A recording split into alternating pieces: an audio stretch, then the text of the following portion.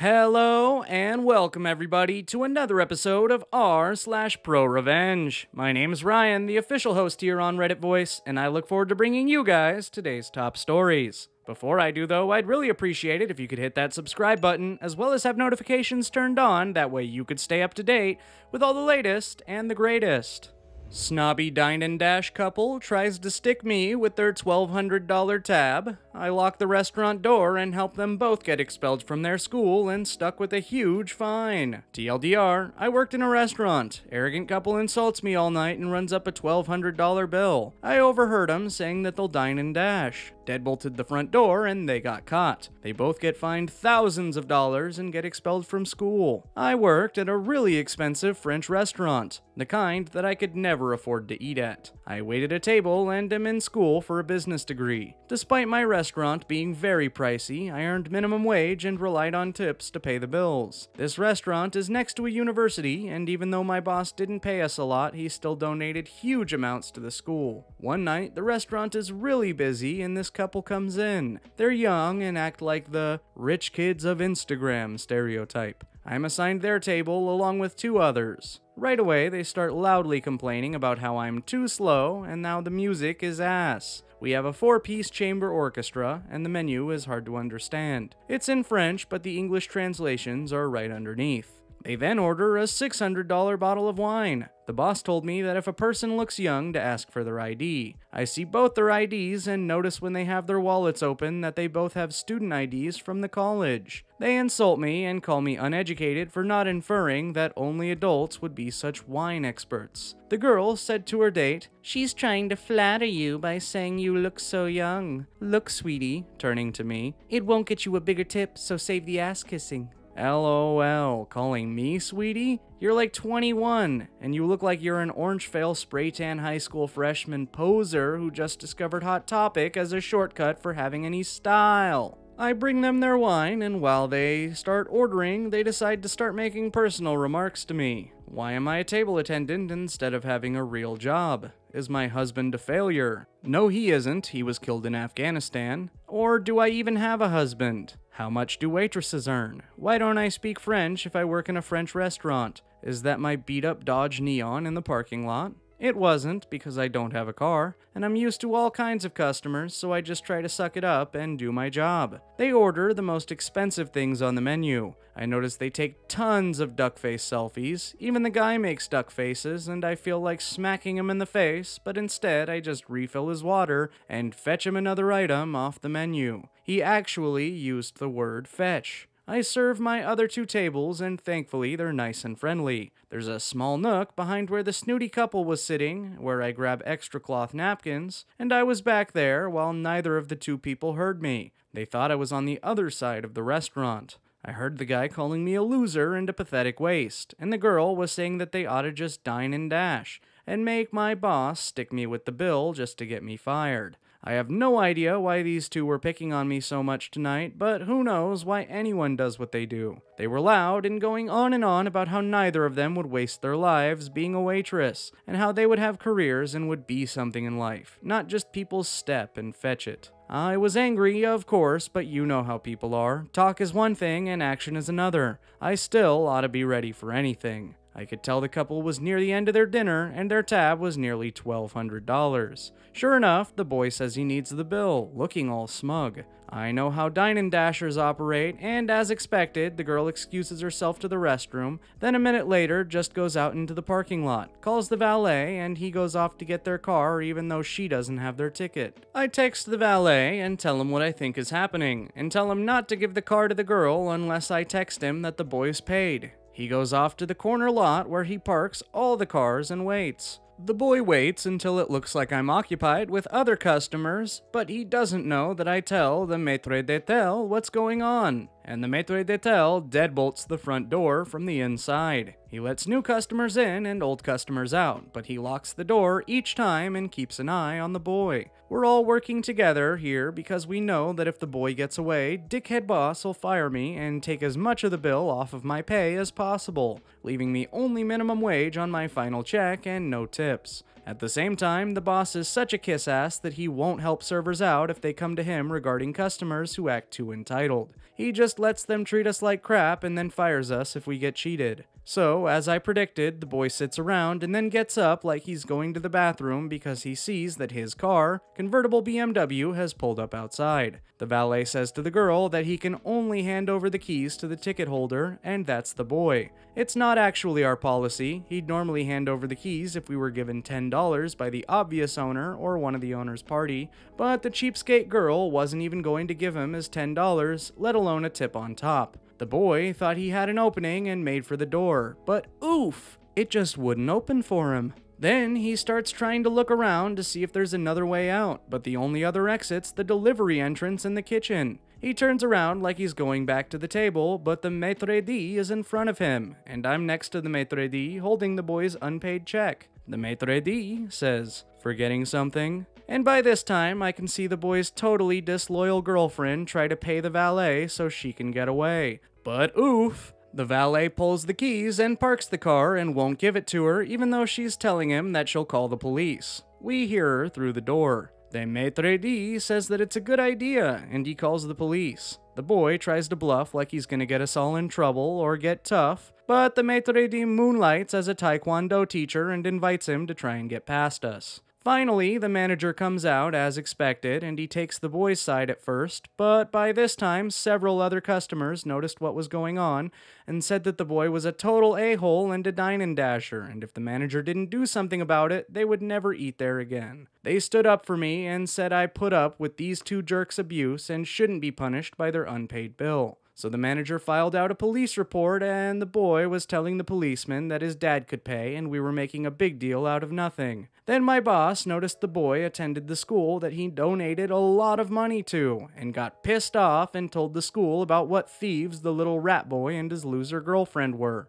We learned later that they got expelled and both now have a real police record because they tried to steal and commit fraud for more than $1,000, which I guess is a big deal legally. I think their rich parents got them to avoid jail like normal people, but they still have a record because it's only a misdemeanor if you steal less than $500, and they tried to steal more than twice that in goods and services. Within 3 months, I got a better job working as a teller in a bank. Within another year, I'll finish my business degree and hopefully do what I want to do in life. Regardless though, whatever your job is, as long as you're earning an honest living, no one can shame you. There's nothing wrong with being a server, and those two kids were assholes for thinking that. Everyone has a different path in life. These two paths invoked checking the box yes next to ever been convicted of a felony? They tried to get me fired. Nah, B. You don't get me fired. I made sure you and your not ride or die chick can get the career you want now. Better just wait for the inheritance then. Keep making that duck face, you basic weirdos. Toyota service advisor works his bloody foot off. I worked at a Toyota service department for a few months and it was terrible, but today was the worst day I have ever had in any dealership. The layout is really horrible. It's in South Carolina where it's 95 degrees outside in February with 90% humidity. We don't have AC in the service drive where I work and where customers arrive. They removed our desk fans since they looked bad and put a big one in the center of the room. It doesn't help us at all, but it does look nice. We usually have 100+ appointments a day split between 6 to 9 advisors depending on staff. We had 6 who knew what to do and 3 newbies who were just learning that oil and 710 are the same fluid. I thought 710 was... never mind. If a customer comes in, we greet them, get the info from the car, and then figure out what their concern is. You also try to sell them on stuff based on their past declined services and the pop-up saying, "Add engine oil change" to the plug-in electric-only car. So it's got issues. You need to get a customer in and out quick without issues and with the most stuff to get paid. I was hired by an old manager of mine at his new position when he saw on Facebook me and my fiance moved back into town. We are paid based off of labor hours sold, percent of parts profit we sell, bonuses for CSI, bonuses for selling the most of the monthly item, and no minimum pay. No hourly, daily, anything. Coming from my old job with my numbers from there, I would be making twice as much. One of the conditions of my hires is that I'm not going to drive customers' cars as their insurance wouldn't cover me. During my first 2 weeks of learning on the job their programs, my old manager gets an offer to move to another store and is replaced by this guy who is best to be called Chad. Chad is the hotshot who's going to set us up to be a really top-tier service department and help us manage flow much better. Well, Chad came from a store who worked on R&R, which is basically Windows 1998 BC. He knew nothing about the programs we were using or honestly what an emoji is. Wanting to help Chad out, I showed him some of the options for programs that would help us keep track of notes, reduce away time from desks, and for us to also keep our technicians at their bay. He got licensed to use them, and I set everything up. I set up our new programs and also started changing our old ones. I really wanted to make things easier day to day. I hated wasting paper and walking to parts to tell them something or to ask my technician for an update. One of the programs was a flagging system showing just profiles you're assigned or create. Certain flags show priorities, etc., and you can see all the notes on all the cars,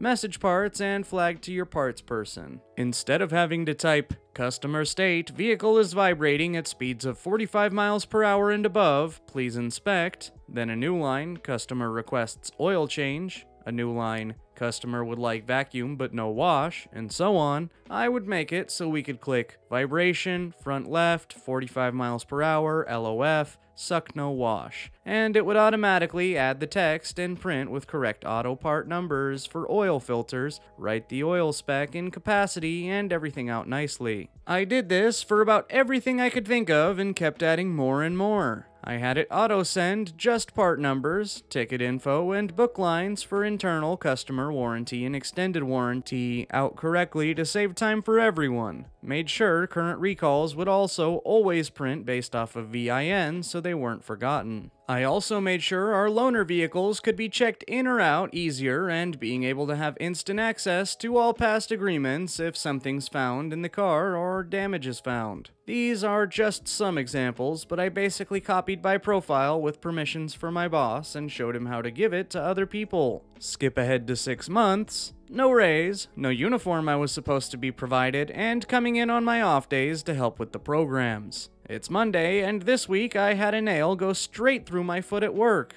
I Ubered to the hospital down the road, making sure not to remove the nail. Got it bandaged up, but still going in every day for my 12-hour shifts and walking around all day. From my desk, it's probably 100 yards to the car wash, 40 yards to the shop, etc., because people still don't always use the system, and posters aren't bringing cars up. I'm not insured by them, but still have customers asking politely, "Where the fuck is my Prius? I was here for 26 minutes." So I hobble down to the car wash, where it most likely is, and drive it through and up. My team for Saturday, 4 people, had 1 person quit on Wednesday and 1 person have a funeral to leave early for. The other guy was new, so he was slow to get stuff done. My boss says he'll come in and help. Wednesday, we lock it up at 60 appointments since we have short staff, front and back. Saturdays are half technicians and no diag days. We do take walk-ins too. Thursdays, it's at 80 and we tell our boss to lock it. Again, on Friday before closing, we see 110 appointments. He never locked it and took Fridays off. Come Saturday morning, we had 130 appointments from 7 a.m. to 4 p.m. I'm having to walk around a lot and ended up bleeding through 3 pairs of socks and bandages I swapped out. I had to chase down about 80% of our customers' cars because our porters that showed up were goofing off. I had 53 open tickets at 12 p.m. We had our 4-hour wait for walk-ins and 2 with appointments. Usually, it would take us 30 minutes for an oil change from ticket printed to customer paying just for reference. I haven't had lunch or a snack since they banned food or drinks at our desks.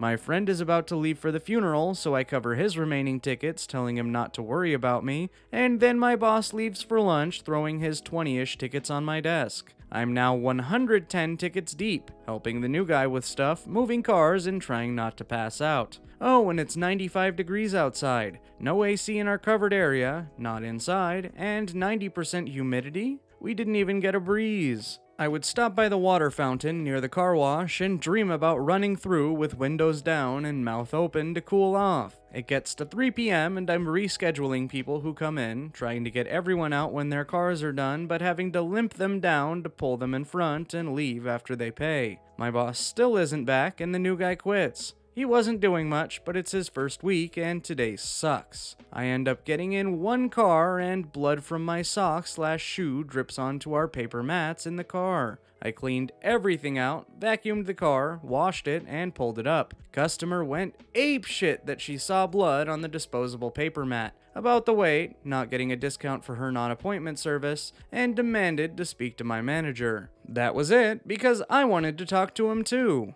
I called him up and was sent a voicemail. I explained it to his mailbox, also texted him a brief summary, and then I called the GM to explain that I've been alone for 3 hours dealing with an uncapped amount of customers, 5 technicians walked out, and I'm still not recovered from my workplace injury. Also, I'm finishing my paperwork to take my lunch break at 4 p.m. with at least 50 customers still waiting. Boss shows up when I'm about to leave to eat my lunch I brought, knowing their provided lunch would be gone before I could set my bloody foot in the break room. He told me that in our state, I'm not legally allowed to take a lunch break during a shift and that I have to stay to finish the customers on my tickets. It's after our regular hours at this point. I mentioned being here since 6 a.m. to open shop and pre-printing everything, saying I just need to relax, and he said, "You didn't even clock in this morning, so unless you do what I say, you aren't getting paid." Once again, I'm paid commission here and percent of parts profit for stuff sold. I don't get a penny an hour. So I walked to my station, removed all of everyone's login copies of my permissions, deleted all of my notes, deleted all of my warranty macros I set, all the spreadsheets, and reset every custom line I added to our program since I was the original profile. This reset everything for everyone. When I walked out, I got a call walking to my car asking, "Why isn't your login able to collect credit cards?" Sounds like a problem. Good luck with that. I have never taken ecstasy, but that drive home was about what I'd imagine it to be. To make things better, I had 2 cars there, so I had to go back to pick one up while my fiancé is saying how I should burn the place to the ground and how happy she is that I won't be working for Chad anymore. We see that the lights are still on for my GM's office and that the service department with both of them are in there. I got my car and wanted to do a huge burnout, but then I got a phone call. My GM asks me to come back at a pay raise and less hours, but I knew it was BS. He wanted to know what went wrong that day and if I would come in to discuss it with Chad and him. I just hung up and went home. Chad ended up getting let go the following month since he couldn't get things back up to speed. My good friend ended up getting moved to service manager for a bit, but then ultimately moved to Mercedes as a part person, now director. I ended up going to BMW for a bit after that and got promoted past Chad's position. TLDR. I made our service department somewhat efficient. New boss made it a living hell. I walked around with a bloody hole in my foot, not British, and while he sat in his AC fucking his Roomba, I quit, leaving him to deal with an army of unhappy customers and no way to take their money or do the paperwork properly, costing him his job and thousands of dollars. And there you have it, folks, the end of the epics. If you liked this video, be sure to leave a like on it as well as subscribe, that way you could stay up to date with all the latest and the greatest. As always, my name is Ryan, the official host here on Reddit Voice, and I look forward to seeing you guys in the next video.